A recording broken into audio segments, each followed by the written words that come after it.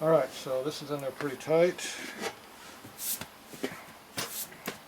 Clean bench now. Somebody just cleaned it.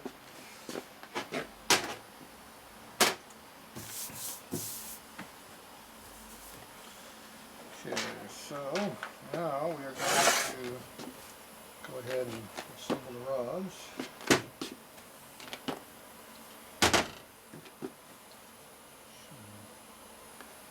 Assembly roll on the crank pin.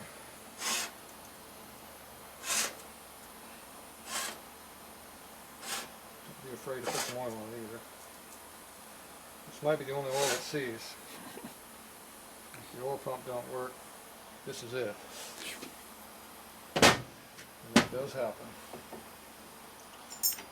Okay, skinny, fat, skinny.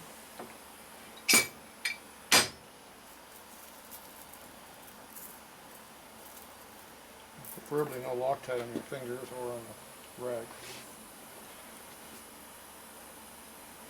So I just pack these in there. The oil is actually going to help retain the rollers in there. So just push them all the way against the crank pin. Remember it was dry before, it was hard to put the rod set on. Mm-hmm. There's nothing to keep the rollers inside where they belong.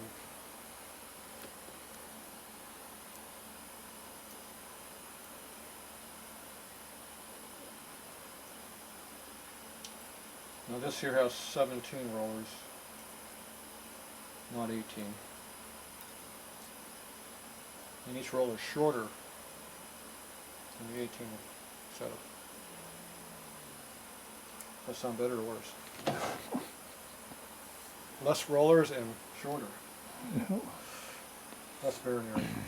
Got some Loctite on your floor. You sure it's not blood? Oh, it could be blood. Spread around? It'd be blood. If it's spread around here, it'd be blood. It could be assembly glued. There you go. Probably assembly glue. If you use the late model Evo rollers, you only get 16 rollers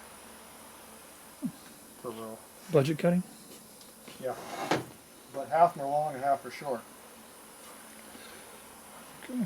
So the early rollers, like your cages are, you had 18 and they were long, all long. That's the best setup.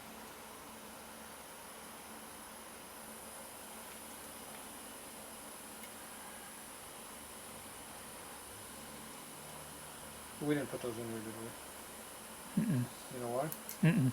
Because I have to sell you a new set of rollers. We already got a set of rollers. And it doesn't really matter that big of a difference.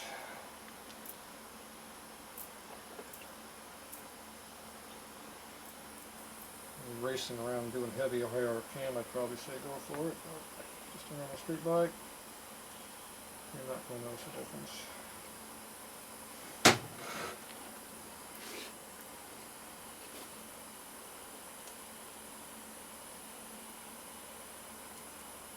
Even my race bike, I have these cages in it. Mm-hmm. My Sportster. Nothing loads that thing harder than that motor.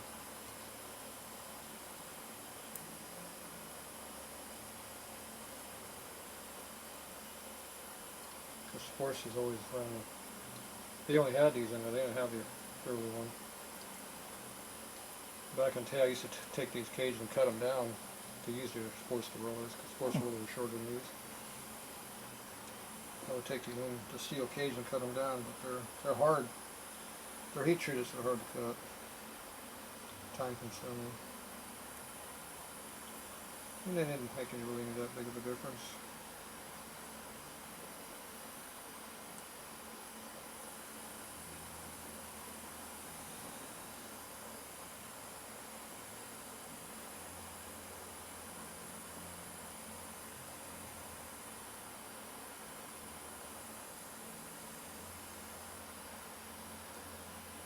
Like I've done this before. Mm-hmm.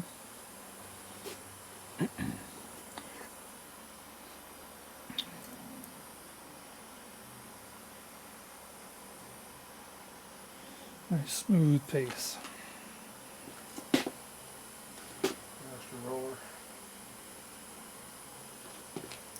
use that one over there, did I?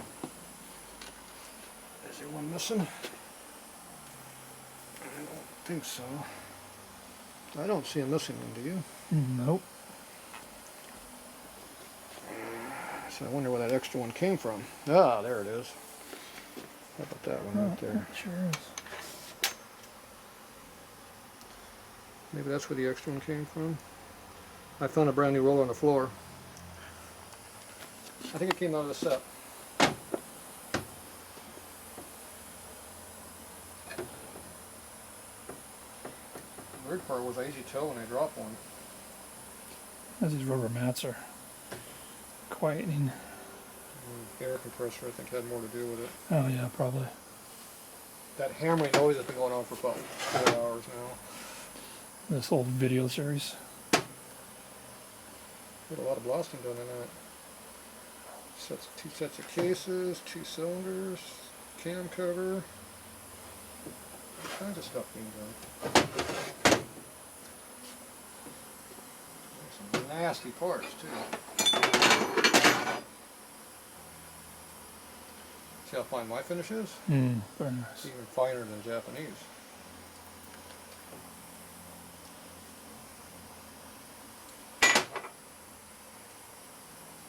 So I use the extra fine finish.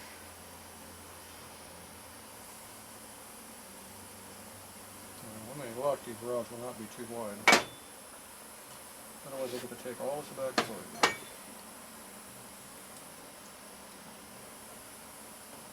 Make sure you put oil on the outside.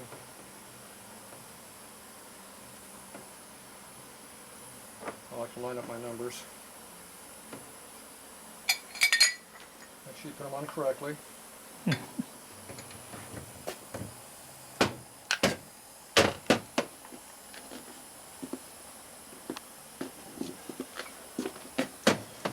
That means the fat rod goes in the back, not the front. Unless you're in the 30s and it goes the other way. So the thing is, I don't like know what 30s do it, so I put my rods in normal on 30s numbers too. Okay, so now we take Loctite.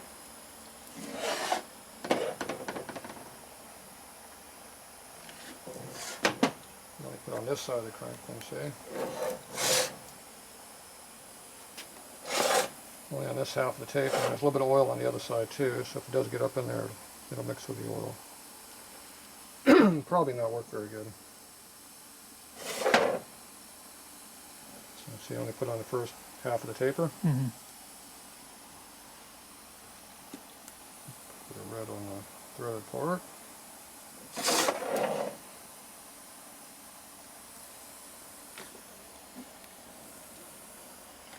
Red goes to red. I like to wipe them off because they tend to stick. Plug up things. Blow air through them, make sure they're clean. Close them up, wipe them. Then put the cap on it. It won't plug up easily. Not always. Now these here, I put them slightly off center. I rotate them slightly so that they won't mix. See? That smears the Loctite across the whole surface. At least I think it does. We have an assembly fixture, it's called a table. Keep the flywheels straight, true. And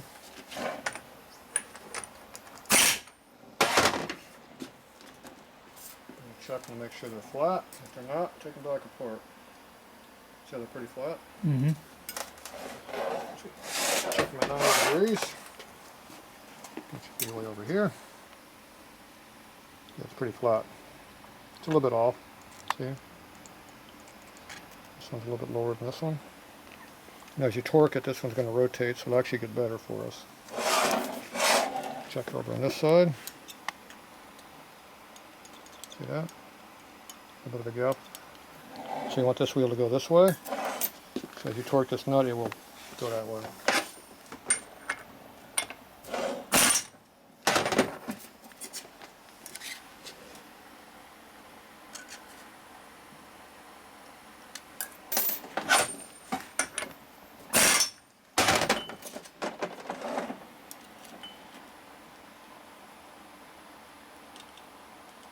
Still a little bit, but it's getting tight, so I need to keep going. That's what the truing stands for. Straighten it. Okay, so ooh, lots of end play. Good. That means I can torque the piss out of it. Ooh, lock up on me.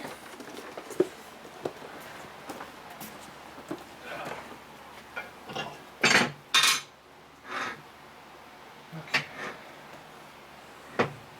So 90 degrees. Put pressure on it. That's going to tend to want it to be straight anyway. And then as you torque it, it gets tight. Okay.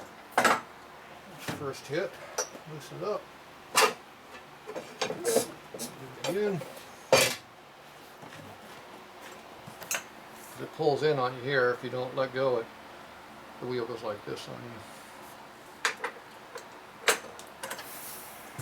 Okay, we are at 3. It's not getting any tighter. About 380 maybe. It went up to like that number, it's kind of stayed there. Keep going, stop. You are in the yield. Don't do any more. It's a good time to make sure the rods are in there correctly. Male rod is the front one, female back. Right side, left side. Make sure you got your in play. There it is. So you got our in play. Lots of in play, I like that. 18 to 20 would be nice. I think we got it. If you don't have 10, take it apart. If you don't have 10, it'll lock up on you. This would be bad. Okay, here we go. Nice and tight. Okay, I'm gonna do some truing. Do that.